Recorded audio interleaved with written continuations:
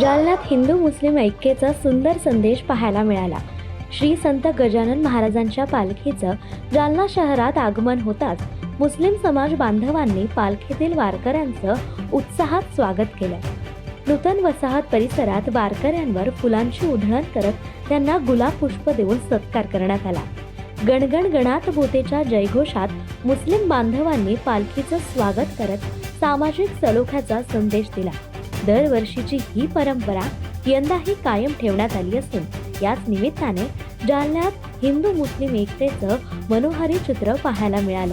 त्याच्यामुळे माझ्या मनात भावना जागली, बाबा याच्यानंतर आपण गजानन महाराज पालखीचे दिंडीचं स्वागत आपल्या प्रभागामधून आणि मुस्लिम समाजा बांधवाकडून हे व्हायलाच पाहिजे।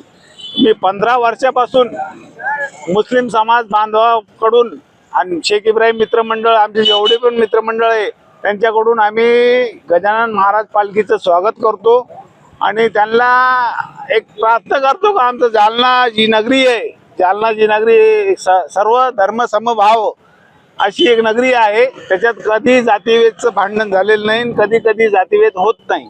त्यामुळं आम्ही गजानन महाराजचं पालखीचं स्वागत करतो आणि याच्यानंतर पण पुढं जेव्हा लोक जिवंत राहू तेव्हा लोक आम्ही गजानन महाराज पालखीचं स्वागत करत राहू।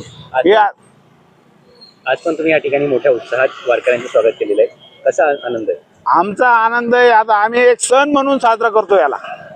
कारण मी हे जे पोशाख जे घातलं आज, मी जेव्हा माझा एक सण म्हणून एक साजरा करतो याला, दिंडी महाराजांची जातीचा एक त्योहार म्हणून आम्ही साजरा करतो आणि त्याच्यात उत्साह मुस्लिम समाज असो सर्व समाजाचे असो एक आम्ही उत्साह करतो आणि त्यांचं स्वागत करतो।